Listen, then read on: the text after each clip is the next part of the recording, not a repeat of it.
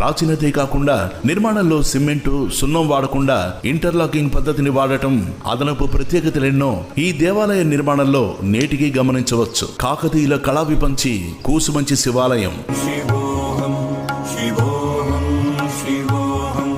ఇది ఖమ్మం జిల్లా కూసుమంచి మండల కేంద్రంలో ఉంది. కాకతీయ వంశస్థుడైన గణపతి దేవుడు 1162లో దీన్ని నిర్మించారు. గణపతి దేవుడు ప్రతిష్ఠించిన శివలింగం కావడంతో దీనిని గణపేశ్వరాలయం అని నామకరణం చేశారు. ఇక్కడ 12 అడుగుల ఎత్తులో ఉన్న నల్లని గ్రానైట్ రాయితో చేసిన శివలింగం ప్రసిద్ధి చెందింది. దేశ రక్షణ కోసం తప్పనిసరిగా యుద్ధాలను చేయడం, ఎందరో శత్రు సైనికుల ప్రాణాలను తీయడం రాజులకు తప్పనిసరి విధిగా ఉండేది. అంతేకాకుండా న్యాయ నిర్ణయంలో సైతం తెలిసి తెలియక పొరపాట్లు చేసే అవకాశం ఉండడం అటువంటి పాప పరిహారార్థం 1000 శివాలయాలను కట్టిస్తానని కాకతీయ గణపతి దేవుడు మొక్కుకున్నాడట.